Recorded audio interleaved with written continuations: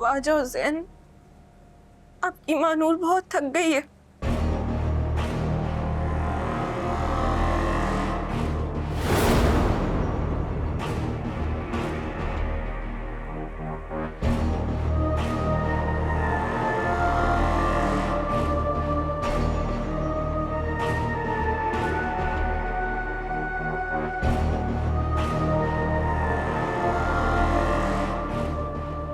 आखिर दिखा ही दिया अपना आप तुम्हें।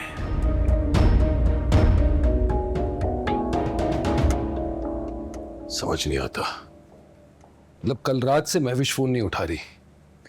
तो फिर ज़ैन या मदीहा आपा को कॉल कर लेना। नहीं, मैं मैं नहीं चाहता कि ये बात लोगों तक पहुंचे। आखिर उसका ससुराल है भाई वो। और ये बात अभी तक साबित भी तो नहीं हुई कि इस बार भी महविश ने मतलब मानूर को अगवा करवाया है। मुझे महविश से बात करनी होगी, घर जाना होगा। मैं मज़ीद डिले नहीं कर सकता। दिलावर,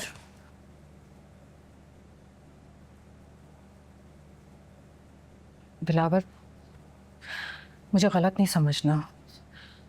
वो दानिश और महविश ने मिलकर पहले मानूर को अगवा किया था। मुझे खुद ये बात कुछ दिन पहले ही पता चली थी। तुम इतने डिस्टर्ब थे कि मुनासिब नहीं समझा तुम्हें बताऊं। तुम खाम परेशान हो जाते।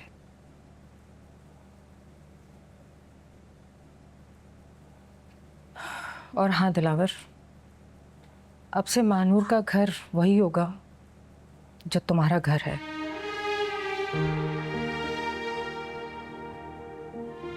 उस बेचारे का तुम्हारे सिवा इस दुनिया में कोई भी नहीं है। उसे तुम्हारे साथ रहने का पूरा पूरा हक है। देखो ना, तुम भी तो अपनी बेटी से कितने सालों के बाद मिले हो, और ये खुशी मैं तुम दोनों से नहीं छीन सकती।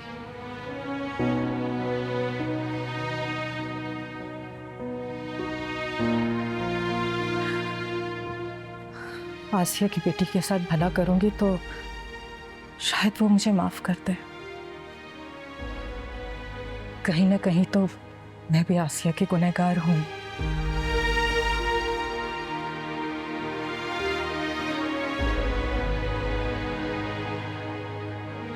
मैंने उसका बसा बसाया घर उजाड़ दिया, उसके शौहर को उससे छीन लिया। कितने दुख दिए ना मैंने उसे।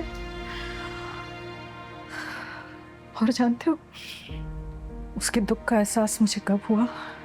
जब वो तुमसे मिलने ऑफिस आई थी ना, तुम दोनों को एक साथ देखकर मैं डर गई थी। मुझे लगा कि मैं तुम्हें खो दूंगी।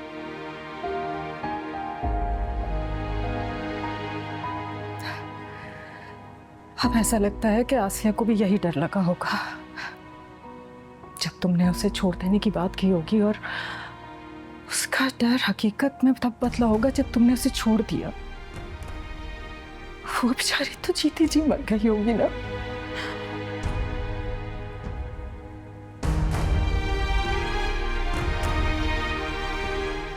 देखो ना, हम इंसान भी कितने अजीब हैं। दूसरों के दर्द और तकलीफ का एहसास हमें तब होता है जब खुद पे बीतती है। नहीं मुनीसा,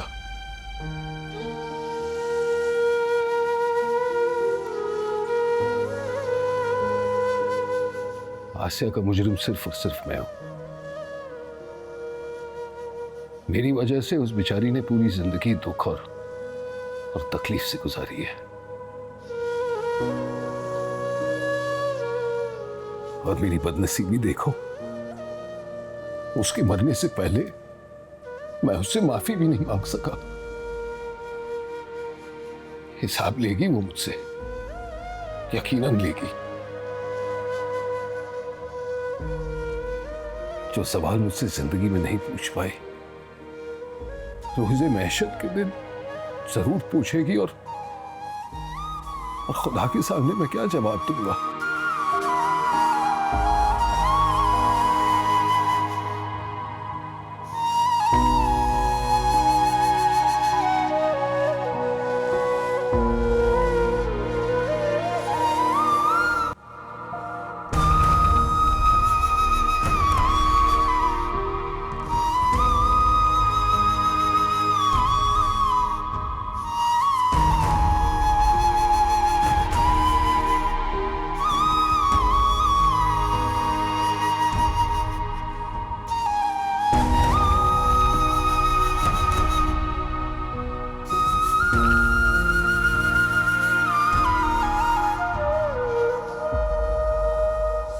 क्या हो गया रजिया? सेठ जी बड़ी बेताबी से इंतजार कर रहे हैं। दुल्हन को जल्दी लेकर आओ। बस ला रही हूँ, तू जा।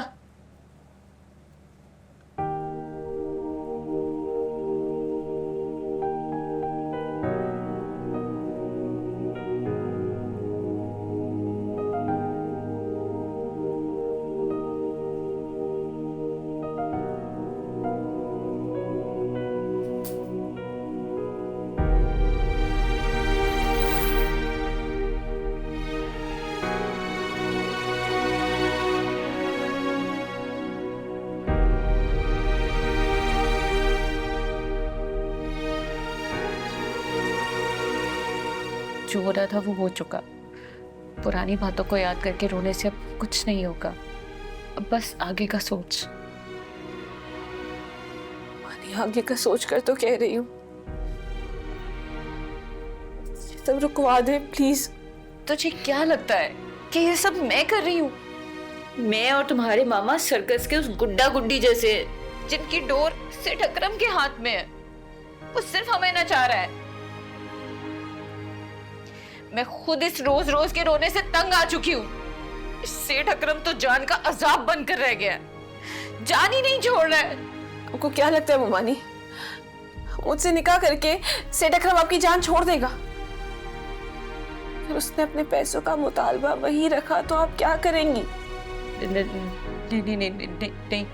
नहीं, उसने कहा है कि इस निकाह के बाद वो हमारा सारा कर्जा माफ कर देगा और इसने कहा कि बस वो हमें कुछ और रकम भी देगा। तो आपने मेरा सौदा कर दिया है, भेज रही है आप मुझे? बकवास बंद करो। मुझे खुद भरोसा नहीं है सेठ अकरम पर। तो क्यों मान रही है उसकी बात? तो क्या करूं? और कोई चारा ही नहीं है मेरे पास। वो हमें जान से मार देगा। तो जान से तो वो अभी भी मार सकता है ना मुमानी।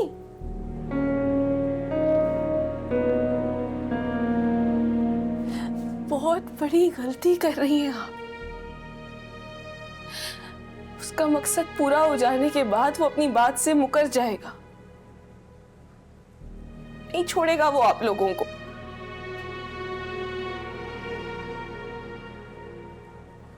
मानी, एक बार मुझे अपना समझकर मेरी मदद कर दे प्लीज मुमानी। एक बार सही का साथ देकर तो देखें। बहुत सारी जिंदगियां तबाह होने से बच जाएंगी।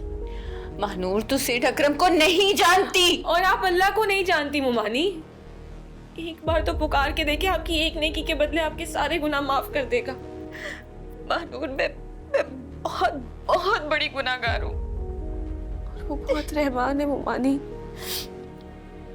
आप एक बार अपनी गलती की माफी मांग कर देखें, वो आपको माफ कर देगा। वो अपने बंदे को तन्हा नहीं छोड़ता। मानी, एक बार मेरी मदद कर दे प्लीज। मुझे शादी नहीं करनी, मदद कर दे मेरी। एक मिनट, ये पकड़। जल्दी से फोन कर ज़ैन को और उसे बोल तुझे शाम से पहले पहले यहाँ से ले जाए। मैं सेठ अकरम को निकाह से रोकती हूँ। महानूर, देख क्या रही है? पहले ही बहुत कम टाइम है हमारे पास।